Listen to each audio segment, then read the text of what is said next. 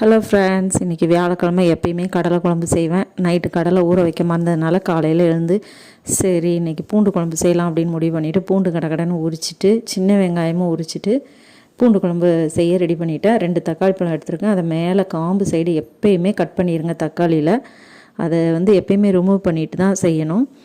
நல்லெண்ணெய் ஊற்றிட்டு அதில் கொஞ்சம் 1 ஸ்பூன் வெந்தயம், கடுகு, உளுந்தம் பருப்பு போட்டு பொரியட்டும். பொரிஞ்ச உடனே நம்ம சின்ன வெங்காயம், கருவேப்பிலை போட்டு அதை தாளிக்கிற மாதிரி பரட்டி விட்டுடலாம். சின்ன வெங்காயம், பெரிய வெங்காயத்தோட சின்ன வெங்காயம் சேர்த்திங்கன்னா நல்லா டேஸ்ட்டாக இருக்கும் பூண்டு குழம்பு. இதை சின்ன வெங்காயத்தை முழுசாகவும் போடலாம், பொடி பொடியாக நறுக்கியும் போடலாம். நான் முழுசாகவே போட்டுட்டேன். கடுகு, உளுந்தம்பருப்பு, வெந்தயம் பொரிஞ்ச உடனே இப்போ சின்ன வெங்காயம், கருவேப்பிலையை போட்டுடலாம். நான் எப்படி செய்வேன் அப்படிங்கிறத நான் உங்களோட ஷேர் பண்ணிக்கிறேன். நான் இந்த மாதிரி மெத்தடில் தான் செய்வேன். இப்போ பூண்டை வதக்கிட்டு அரைச்சிட்டு பேஸ்ட் ஆக்கிட்டு கூட செய்யலாம். ஆனால் நான் இது மாதிரியே தான் செய்வேன் எப்பயும். அந்த மாதிரியும் ட்ரை பண்ணி பார்க்கணும். ஆனால் அது எப்படி இருக்குன்னு தெரியல. பூண்டை வதக்கிட்டு அரைச்சிட்டு பேஸ்ட் ஆக்கிட்டும் செய்கிறாங்க. நான் இந்த மாதிரி தான் செய்கிறேன்.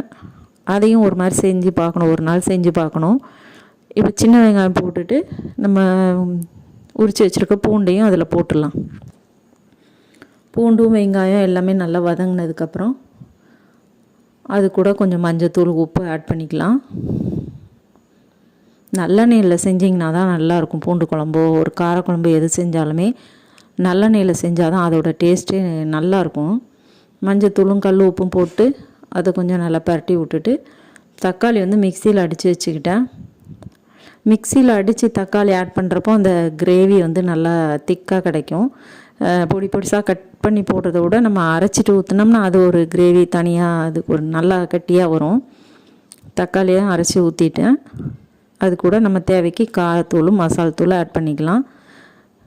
வத்தத்தூள் கொஞ்சம், மசால் தூள் கொஞ்சம். மசால் தூள் மல்லித்தூள், அதாவது தனியாத்தூள் கொஞ்சம் நிறைய போட்டிங்கன்னா அதுவும் நல்லா திக்காக வரும். இப்போ பூண்டு குழம்பு எல்லாம் ரெடி பண்ணி வச்சதை ஹஸ்பண்டுக்கு லஞ்சு பேக் பண்ணுறேன். சைடு நான் பீட்ரூட் பொரியல் பண்ணியிருந்தேன். இன்றைக்கி காலையில் இந்த சமையல் லஞ்சுக்கு செஞ்சேன். Dosa, chutney, as usual tiffin. இது லஞ்சுக்கு செஞ்சதை நான் உங்களோட ஷேர் பண்ணிக்கிறேன்.